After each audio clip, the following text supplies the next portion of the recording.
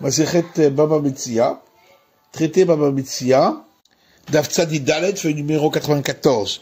Nous sommes à la feuille 93, à la dernière ligne. Amarle Abaye et les Rava, Abaye dit à Rava.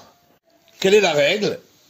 Ashkecher Roé, si le berger a rencontré le brigand armé, Ve'amarle lui a dit Gannava Saria, espèce de sale voleur. Bedurta Plania et Tivinan, nous sommes à tel endroit. Car Vekar Gavri Kabaadan, et il y a tant et tant de monde avec nous, donc nous saurons nous battre. Si vous venez, car Vekar Kalbi Kabaadan, et il y a tant et tant de chiens aussi avec nous. Car Vekar Zukata Psikalan, et il y a aussi tant et tant de personnes avec des frondes pour vous attaquer. Vazal Veshaka Aminé, et malgré tout, le brigand est venu et il lui a pris une bête. Mais que va-t-on dire dans tel cas? Est-ce qu'on va dire que le berger doit payer parce que c'est lui qui lui a dit l'endroit où se trouvait le troupeau? Amarle, alors Rav a dit à Abaye, Harei Holichan limkom dudechaya velistim. C'est exactement comme le cas décrit par l'autre Mishnah, où il a amené les bêtes dans un endroit où se trouvent des bêtes sauvages et des brigands. Et là aussi, puisqu'il a dit aux brigands l'endroit où se trouvaient les bêtes, et donc il devra rembourser. Matitin, Mishnah, Matne shomer chinam liot patou mishvua, le gardien bénévole a le droit au départ de faire une condition avec celui qui lui remet l'objet en question, d'être dispensé de jurer en cas de problème. Vera Shohel, de même celui qui emprunte quelque chose, liot patou mais le chalem, il peut faire une condition d'être dispensé de payer s'il se passait un problème. Nosé Sahar va à Socher, ou bien pour celui qui garde contre rémunération, ou celui qui loue quelque chose, d'être dispensé de jurer et de payer. Toute personne qui fait une condition qui annule quelque chose inscrit dans la Torah, la condition n'est pas valable. De même, toute condition où il a exprimé l'acte d'acquisition avant d'exprimer la condition, la condition n'est pas valable. Et dans tous les cas où il y a possibilité d'accomplir la condition après l'acquisition, et il a donné la condition avant l'acquisition, dans Okayam, la condition est valable. Mais s'il s'agit de quelque chose qui est impossible d'accomplir comme condition, à ce moment-là, la condition n'est pas valable et l'acte sera valable dans tous les cas. Gmara, on dit, Amai, pourquoi est-il possibilité pour le gardien de faire une condition qui le dispenserait de jurer? S'agirait alors d'une condition contre ce qui est écrit dans la Torah. Et toute personne qui a donc fait une condition contre ce qui est écrit dans la Torah, on a dit que c'est pas valable. Ici, la Mishnah suit l'avis de Rabbi Yehuda, qui a dit que lorsqu'il s'agit d'affaires d'argent, alors la condition est valable. De Tanya, comme c'est marqué dans une braïta, Omer leisha arrête de côté chetli. Si quelqu'un dit à une femme, tu es acquise à moi par lien d'acquisition du mariage, almenat she'ein lich alai, à condition que tu n'auras pas le droit de me forcer au niveau de she'er kesud verona, de la nourriture à te donner ainsi que du vestimentaire à te donner et des relations conjugales à avoir avec toi. À résumer, coup d'échec, la femme est acquise par acquisition d'un mariage, nao batel, et la condition n'est pas valable parce que ça va à l'encontre de ce qui est écrit dans la Torah. Tive Rabbi Meir, parole de Rabbi Meir. Rabbi Yehuda Omer, Rabbi Yehuda dit, bedavar shebemamon nao kayam. Pour ce qui est d'affaires d'argent, comme les deux premières conditions, la condition est valable. La Gemara dit, Rabbi Yehuda. Est-ce que tu peux expliquer notre Mishnah comme Rabbi Yehuda? Et Masefa, voyons la suite de la Mishnah. Quand la maintenue al batel, tout celui qui fait une condition contre ce qui est écrit dans la Torah, la condition n'est pas valable. T'as un Rabbi Meir, et là on ne peut l'expliquer que d'après Rabbi Meir, qui n'est pas d'accord avec Rabbi Yehuda, comme on l'a vu. La Gemara Alokasha, ça c'est pas une question de Olam Rabbi Yehudahi. On peut toujours dire que même la fin de la Mishnah va comme Rabbi Yehuda. Mais c'est faire bedavar she'eino shel mamon. Et la fin de la Mishnah parle dans un cas où il ne s'agit pas d'affaire d'argent. Et Masefa, alors la Gemara dit, mais regardons la suite. Toute condition où l'acte a été exprimé avant la condition n'est pas valable. Qui as-tu donc entendu qu'il tient de cet enseignement? Rabbi Meir, c'est donc Rabbi Meir de Tanya. C'est écrit dans une braïta. Abba Khalafta ish kvar Hanania amar mishum Rabbi Meir. Abba Khalafta, homme du village de Hanania, a dit au nom de Rabbi Meir, lorsque la condition précède l'acte d'acquisition, alors c'est une bonne condition. Mais si l'acte d'acquisition précède la condition, et notre naï, c'est pas considéré comme une condition. Et là, Kula, Rabbi Meir. Mais en vérité, il faut dire que toute notre Mishnah suit l'avis de Rabbi Meir, et dans notre cas, c'est différent, de Meikara Loshia Ben Nafshe, car dans notre cas, le gardien, dès le départ, a demandé à ne pas avoir cette responsabilité, et donc c'est un contrat qu'il peut faire, qui n'a rien à voir avec le contrat de garde de la Torah. Tana, il est enseigné dans une braïta. Maintenant, je m'assachar, liot keshoel. Celui qui donne à garder à un gardien rémunéré peut faire une condition avec lui qu'il ait les responsabilités comme celui qui emprunte un objet. Mais de quelle manière va-t-il avoir cette responsabilité en plus? Bidvarim, simplement par les paroles qui ont été dites.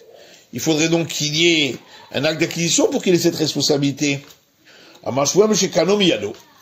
Shmuel dit, on parle d'un cas où il y a eu effectivement un acte d'acquisition. Rabbi Chanan Amar, Rabbi Chanan dit, on peut même parler d'un cas où il n'y a pas eu cet acte d'acquisition. Simplement, par le fait qu'il a ce profit, que sort sur lui une rumeur qu'il est un homme honnête, puisque on lui donne des objets à garder, Gamir ou Shabedavché, il accepte de prendre cette responsabilité en plus, d'être comme celui qui emprunte. Alors on a vu dans notre Mishnah, toute condition qu'il est possible d'accomplir, elle est valable. Mais sinon, non. Amar Avtavla Amarav. Avtavla dit au nom de Rav, Zou livré Rabbi Yehuda ben Tema. Cette Mishnah a été enseignée par Rabbi Yehuda ben Tema. Aval Chachamim Morim, mais les sages, eux, disent, même une condition qu'on ne peut pas accomplir du tout à la fin. Et il a donc fait cette condition au départ. Nao Kayam, la condition est valable. De Tanya, puisqu'il y a une braïta qui dit, celui qui dit à sa femme, ceci est un acte de divorce, à condition que tu montes au firmament, au ciel. Ou à condition que tu descendes dans l'abîme. Ou à condition que tu avales un roseau de 100 coudées de hauteur. À condition que tu puisses traverser l'océan à pied. Si la condition a été réalisée, c'est un acte de divorce. Si elle ne s'est pas réalisée, c'est pas un acte de divorce. Rabbi David Ben Tema Omer, kazeget. Rabbi David Ben Tema dit, dans tous les cas, c'est considéré comme un acte de divorce. Rabbi David Ben Tema, et Rabbi David Ben Tema a donné la règle, quand il y a Charlot le Kaimo Besofo, toute condition qui est impossible d'accomplir à la fin, vitna mitriato. Et au départ, il a donné cette condition, et Noéla Kemafliga. C'est considéré comme quelqu'un qui rajoute des paroles en l'air. Vekacher, et c'est pourquoi l'acte de divorce est valable. Amar Nachman, Rav Nachman du nom de Rav Alakha qui Rabbi Yehuda Ben Tema.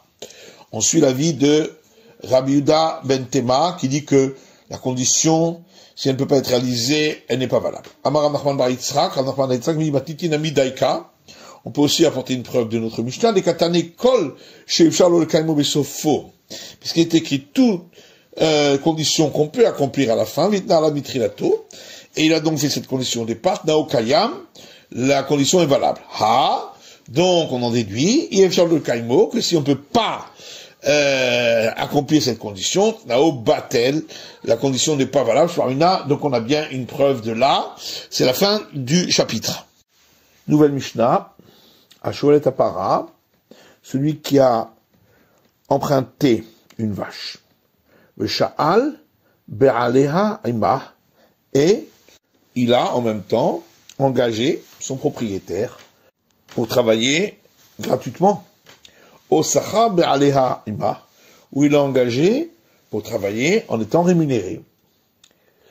Sha'al Be'alim Osecharan, ou bien si en premier il a engagé le propriétaire pour travailler gratuitement, ou bien en étant rémunéré, et ensuite, il a emprunté la vache, va meta, et elle est morte, dans tous ces cas-là, patour, l'emprunteur est dispensé de rembourser. Chez Neymar, parce qu'il est écrit, im be'ala vaimo, si le propriétaire de l'objet emprunté était avec lui, à travailler, lo yeshalem, il ne paiera pas. Aval, Sha'al est apara. Par contre, si en premier lieu, il a emprunté la vache.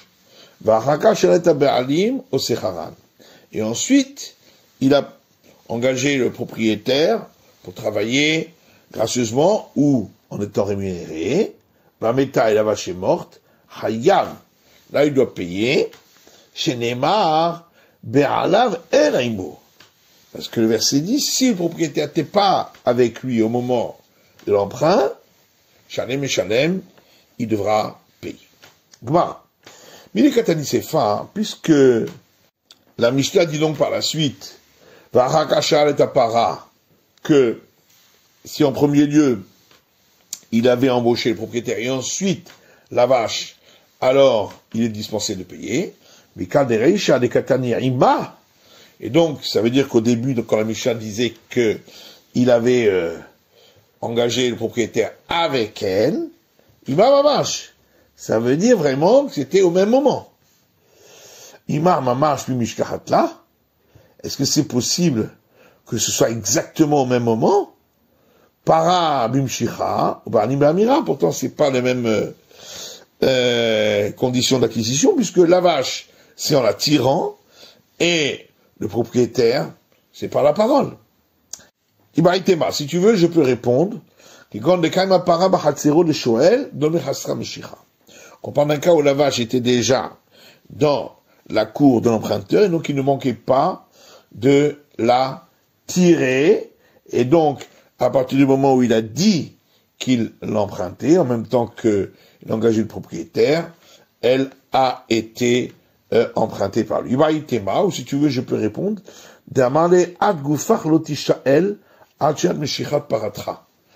qu'il avait dit au propriétaire, toi-même, tu ne seras engagé que au moment où je tirerai ta vache, donc ça se fait en même temps. Alors, on a vu dans une Mishnah, Abba Shomrimem, qui a 4 sortes de gardiens, Shomer Chinam, celui qui garde gracieusement, Shoel, celui qui emprunte, quelque chose. Donc c'est Sahar, celui qui garde en étant rémunéré, Socher est celui qui loue quelque chose. Shomer Chinam, Nishba Lakol, celui qui garde gracieusement pour tout ce qui arrive, il jurera et sera dispensé de rembourser. Vashoen Meshalem et Akol, celui qui emprunte doit payer dans tous les cas. Mais c'est Sahar Socher, pour celui qui garde en étant rémunéré ou celui qui loue un objet, Nishba'in à la Shvura vers la Shevouya, ils doivent jurer, ils sont dispensés de payer dans le cas où l'animal s'est cassé un membre, ou s'il a été pris en captivité, parce que c'est des cas de force majeure, vers la Mita, également si il est mort par force majeure, par contre, ils doivent payer dans le cas où l'animal a été perdu ou volé. Maintenant, animilé, et d'où sait-on ces règles-là? Tanou Rabanan, parce que nous sages aussi dans une braïta. Paracha Rishona, le premier passage où il est dit que celui qui garde doit payer dans le cas d'une négligence de sa part et qu'il est dispensé de payer si ça a été volé, Nemra Beshomer Chinam. Ça a été dit concernant celui qui garde gracieusement. Shnia, le second passage, où il est dit que le gardien doit payer si ça a été volé ou perdu, le Shomer Sachar parle d'un gardien qui est rémunéré. Shishit, le troisième passage, où il est dit que il est responsable même lorsque il y a une force majeure. Beshoel parle de quelqu'un qui a emprunté. Mishlamash Lishis Betchoel. Je comprends quand la Braïta dit que le troisième passage parle de celui qui a emprunté. Mais Forash, c'est écrit explicitement.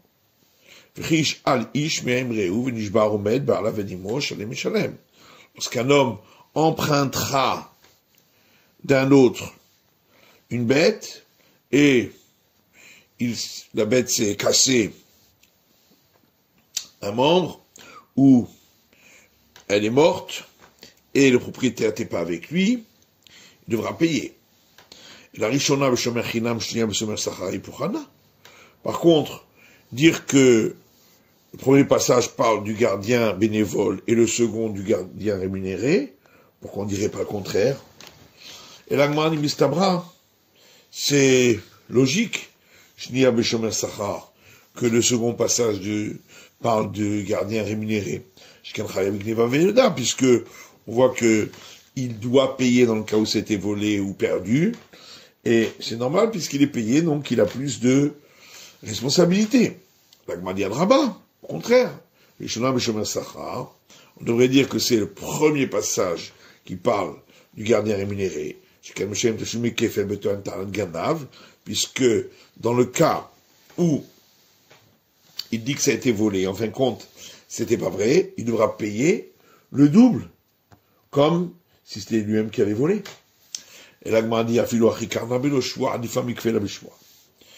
malgré tout, le fait que dans le deuxième passage, on paye, dans le cas où ça a été volé, et on ne jure pas, ça montre une plus grande responsabilité que le fait qu'il paye le double, où là c'est seulement dans le cas où il a juré à faux. Teida. Et on peut aussi amener une preuve que dans le cas où il paye sans avoir juré à faux, ça montre une plus grande sévérité envers lui que le cas où il paye le double en ayant juré à faux. D'Achoel, puisqu'on a trouvé concernant celui qui emprunte, Kolana Shelo, qui lui a tout le profit, Venomshem la Keren, et malgré tout, lorsqu'il dit que ça a été volé, il ne payera que la valeur elle-même de l'objet, si c'est lui-même qui a volé. Donc on voit bien que ça ne marque pas qu'on est coulant, au contraire. Vachoel Kolana Shelo, la Gemara dit, mais est-ce que vraiment celui qui a emprunté un objet, on considère que tout le profit est pour lui, il va pas aller à maisonner. Voilà que c'est à lui de nourrir la bête. La Gemara dit quand même un bagam. La bête pourrait se trouver dans le marécage et pas besoin d'être nourrie puisque il mange de ce qui est là-bas. Enfin, rien ne tira. Oui, mais il faut quand même le garder. La Gemara dit, matin. S'il y a un gardien pour la ville, donc il n'a pas besoin de le garder lui-même. Il va être ma, ou bien on peut dire, l'otema kolana hachelo. Il ne faut pas dire tout le profit est pour lui, l'aima rovana hachelo. Il faut dire que la majorité du profit est pour lui. Il va être ma. Si tu veux, je peux donner encore une autre réponse, en disant qu'on parle Mishelat Kelim de celui qui a emprunté des objets, il n'a pas besoin de nourrir, ni de garder particulièrement, puisqu'il peut laisser ça dans sa maison. Alors la Gemara rapporte qu'on a vu dans notre Mishnah, dans ces Sahara, que celui qui garde, en étant rémunéré, va s'offrir. Et celui qui loue un objet, Nishbarin, doivent jurer, à la Shevura, dans le cas où ils ont dit que un membre s'est cassé par force majeure, vers la Shouya, ou s'ils disent que ça a été pris en captivité par force majeure, vers la Meta, ou que l'animal est mort de lui-même, donc c'est une force majeure, ou Shalmi Meta, Veda Veta Gneva. Par contre, ils devront payer s'ils disent que ça a été perdu ou volé. Puis Shlama Gneva, on comprend qu'ils payent quand ça a été volé, parce que c'est écrit, dirtiv, c'est donc écrit dans l'Exode, Vim Ganov Viganev Mirimo, si ça a été volé de lui, Shalmi Valav, il paiera au propriétaire. Et là, Veda Menala, mais nous on sait qu'il doit payer pour le cas où ça a été perdu. Et Tania, parce qu'on a vu dans une Braïta, Vim Ganov Viganev, le verset dit, si volé, ça a été volé. Et il dit la Gneva. Et ça, c'est seulement pour le cas où, effectivement, ça a été volé. Il y avait Daminaïn. Et si ça a été perdu, nous, on sait qu'il doit payer. C'est parce que le verset est une répétition. Si volé, ça a été volé. Mais comme Macron, on peut prendre dans tous les cas. Ça va seulement après celui qui dit que la Torah ne parle pas l'expression, forcément l'expression des gens. Et donc, pourquoi ici elle a redoublé le mot? Elle a demandé à Ma'amrinan Divra Torah qui chante les Adam. Et d'après celui qui dit, on dit que la Torah a parlé l'expression des gens en général. Mais qu'est-ce qu'on va dire? Le mot n'est pas en plus, c'est comme ça l'expression. Les sages de la terre d'Israël ont dit ainsi, Kalva Homer, qu'on apprend par un argument fortiori. Magneva, j'ai crovalé honnête, mais chalet.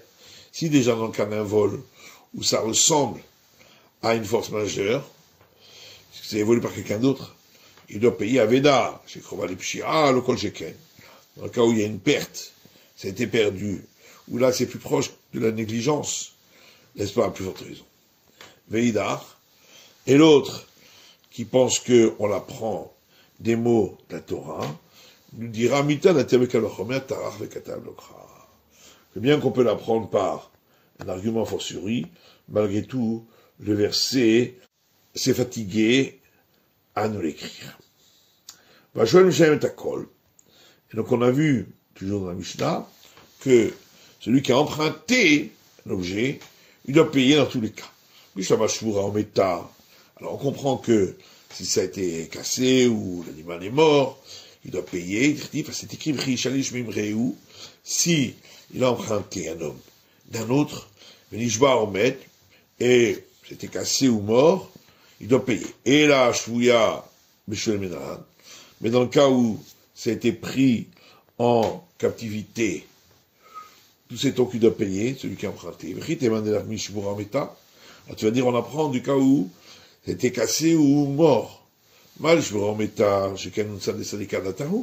oui, mais dans le cas où ça a été cassé ou mort, parce que il s'agit d'un cas de force majeure, qu'on aurait pu penser dès le départ que ça peut arriver. Et donc, il a emprunté avec cette possibilité. Alors que le cas où ça a été pris en captivité, c'est un cas de force majeure qu'il n'avait pas pensé, et donc il te dit qu'il doit payer. Et là, Nemra, je vous remets à Mishoël. Seulement parce que le verset a parlé de casser ou mort. concernant celui qui est emprunté. Et on a parlé également de casser aux morts, concernant celui qui garde en étant rémunéré. De la même manière que là-bas, concernant celui qui garde en étant rémunéré, pour le cas où ça a été pris en captivité aussi, il est dispensé. Ici aussi, dans le cas où ça a été pris en captivité, aussi sera les mêmes règles. C'est pas pareil, on peut dire que pour le cas du gardien qui est rémunéré, dans ce cas-là, il est dispensé de payer. Alors que pour l'emprunteur, il doit payer. Qui te dit qu'il doit payer dans ce cas-là? Et là, qui est Rabbi Nathan. En vérité, on apprend de l'enseignement de Rabbi Nathan, de Tanya, parce qu'il y a qui dit Rabbi Nathan Omer. Rabbi Nathan dit « oh ». Le mot « oh » qui veut dire « où ». Il a été cassé ou mort. Et Rabot Shouya vient inclure dans le cas où ça a été pris en captivité. Et là, on dit Hay o mi ba'yal lechalek. En fait, ce mot où, on a besoin pour séparer les deux cas, les sakalatachamina à demit bera o metan mechayev, parce que sinon on aurait pu croire qu'il faut que, et elle se casse et ensuite qu'elle meurt. Comme à cheval, tout ça on vient me prendre que l'un des deux suffit. Et là, on dit Rabbi Yonatan. Il dit, cette question, elle peut être répondue d'après Rabbi Yonatan, comme on verra plus loin, que même s'il n'y a pas de mot ou, on sépare. Et là, les Rabbi Yoshi, Amaïkalmar. Mais d'après Rabbi Yoshi qui dit que on peut pas séparer s'il n'y a pas le mot ou, alors qu'est-ce qu'on va dire? Et Tanya, parce qu'il m'a été qui dit. C'est marqué un homme qui insultera son père et sa mère. Et donc c'est écrit qu'il est condamné à mort. En est là, à vivre, veimo. De là, j'apprends uniquement s'il y avait le père et la mère ensemble, qu'il a blasphémé. Aviv belo imo belo aviminaïm. Si c'était le père, mais sans la mère, ou la mère sans le père, d'où sait-on que il aura aussi le châtiment de la condamnation à mort? C'est pourquoi le verset dit Aviv veimo kilel. Il répète, son père et sa mère, il a blasphémé. Aviv kilel, de là on apprend que il a blasphémé son père, imo kilel, ou il a blasphémé sa mère. Il y avait Rabbi Yeshia, c'est Rabbi Yeshia. Rabbi Nathan Omer, Rabbi Nathan dit, mashma shnehem, kechad, mashma echad b'fnei. Que déjà du début du verset, quand on dit le père et la mère, ça peut vouloir dire les deux, ou ça peut vouloir dire chacun pris à part. Ad shefrot lecha katuv, sauf si le verset dit explicitement yardav, ensemble. Et donc, la question revient, d'où apprend-on d'après Rabbi Yoshia que dans le cas où c'est parti en captivité, il doit également payer. C'est la fin de l'étude du Daf Tzadi Dalet de la feuille numéro 94.